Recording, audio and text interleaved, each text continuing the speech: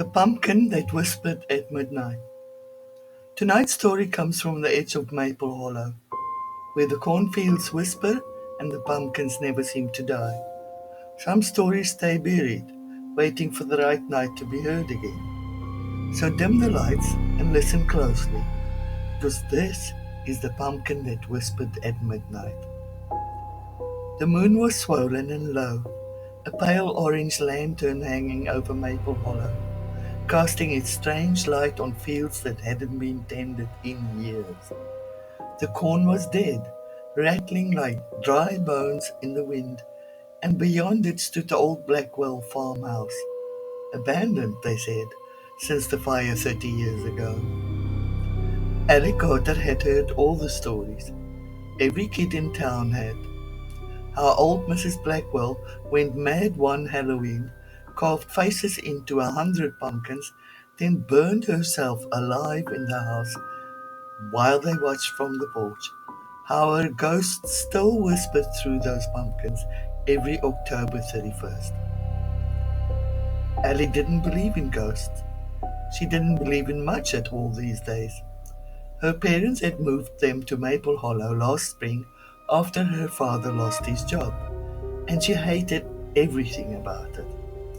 The quiet, the smell of wet soil, the way people whispered in the grocery store when she walked past, as if her being new made her something to study.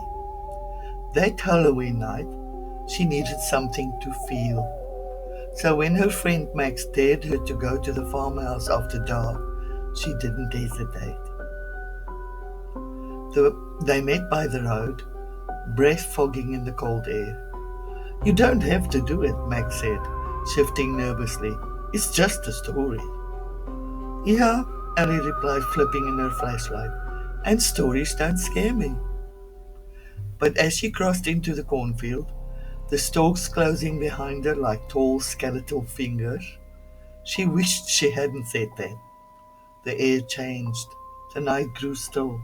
Not quiet, exactly, but heavy, as if something unseen was waiting. When she stepped out the field, the farmhouse loomed ahead, black against the orange moonlight. The paint had long peeled away, leaving its bones exposed, wood grey and splintered, windows hollow and staring. The porch sagged under the weight of a dozen pumpkins, each carved with a different face.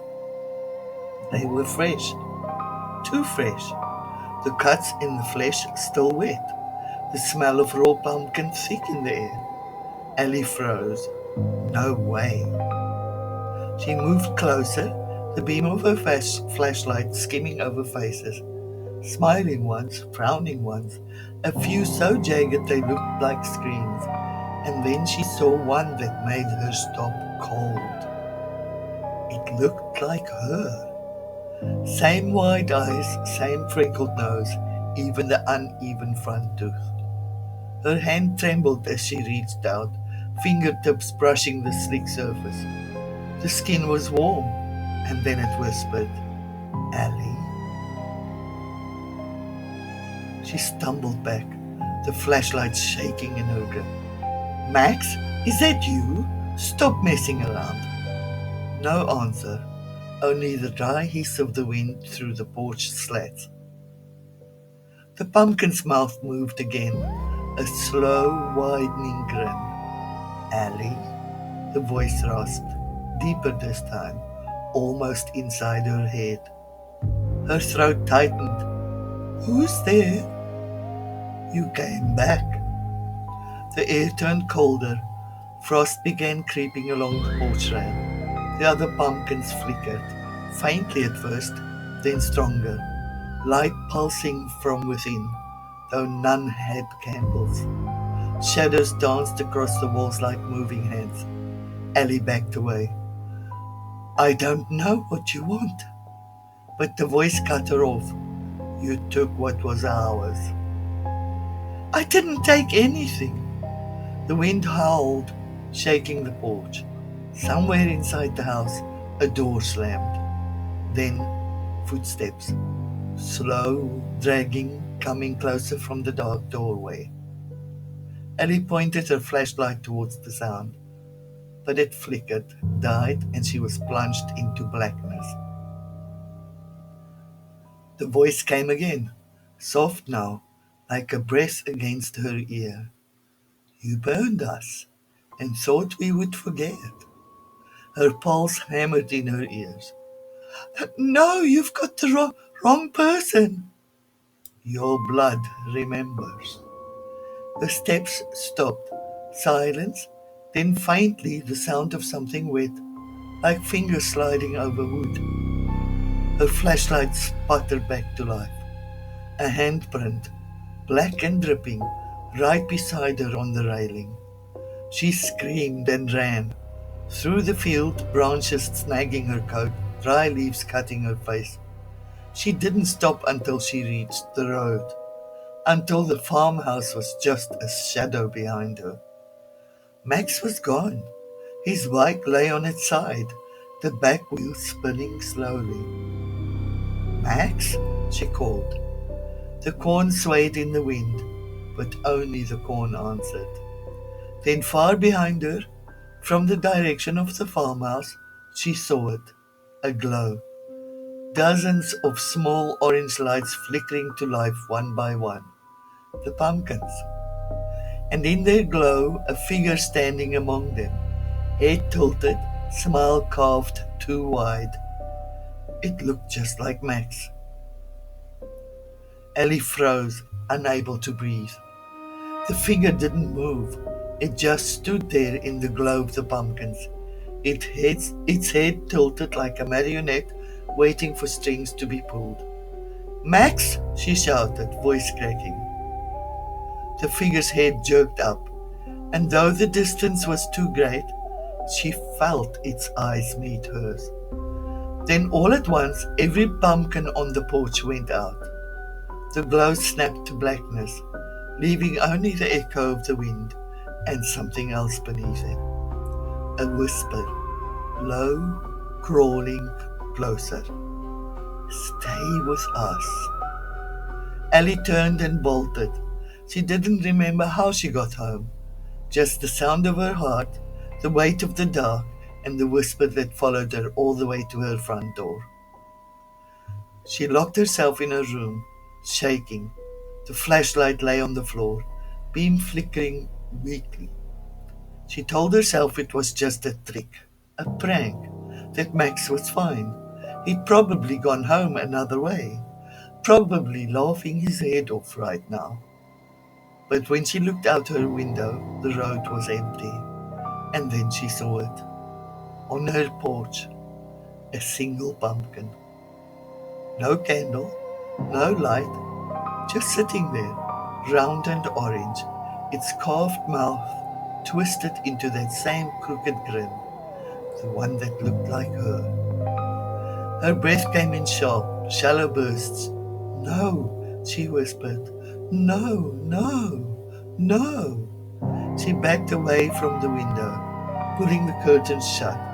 But even as she did, she could swear the grin moved. That night she didn't sleep. The house made way too many noises. The wind tapping at the shutters, the creak of the floorboards, the faint scrape like fingernails against the front door. At 3:07 a.m., the whisper came again, from inside the room. Ellie? She spun, flashlight beam cutting across the walls, empty. Her closet door hung open, shadows spilling out. Something shifted inside. Her flashlight flickered, and for a split second she saw it.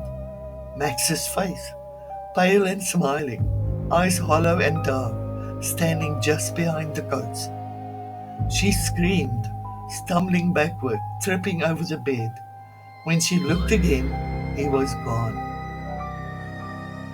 The whisper, however, remained. They won't let you go. The voice wasn't Max's anymore. It was older, rougher, a woman's. Ellie pressed her back against the wall. What do you want from me? To finish what they started. The air thickened, the smell of smoke filling her room, the wallpaper blackened, curling at the edges. She could hear fire crackling, but there was no fire, only the sound of it.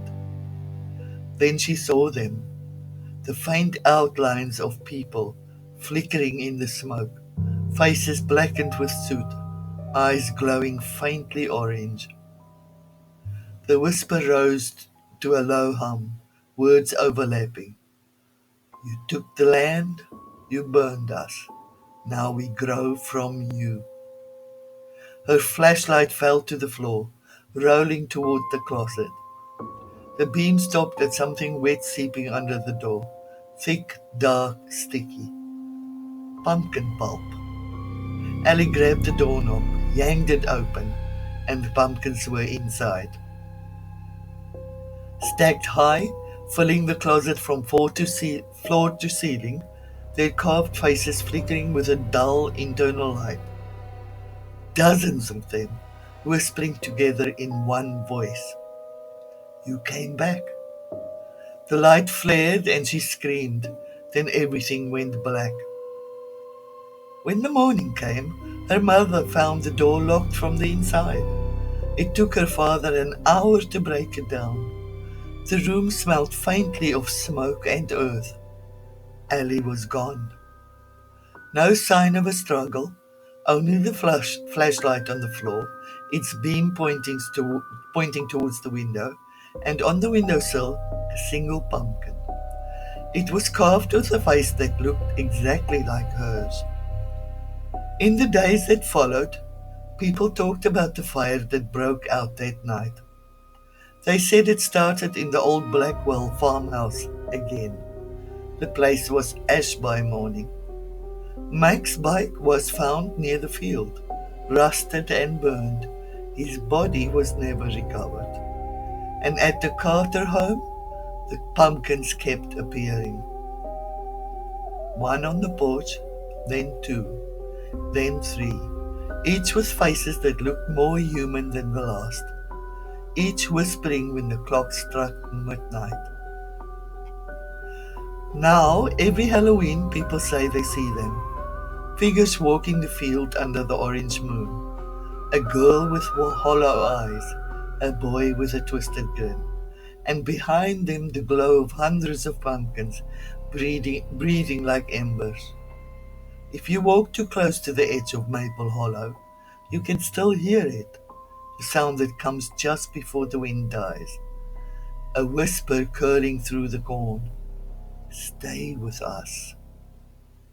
If you ever find a pumpkin on your porch that looks a little too much like you, don't light it, don't touch it, and whatever you do, don't listen when it whispers. Thank you for listening.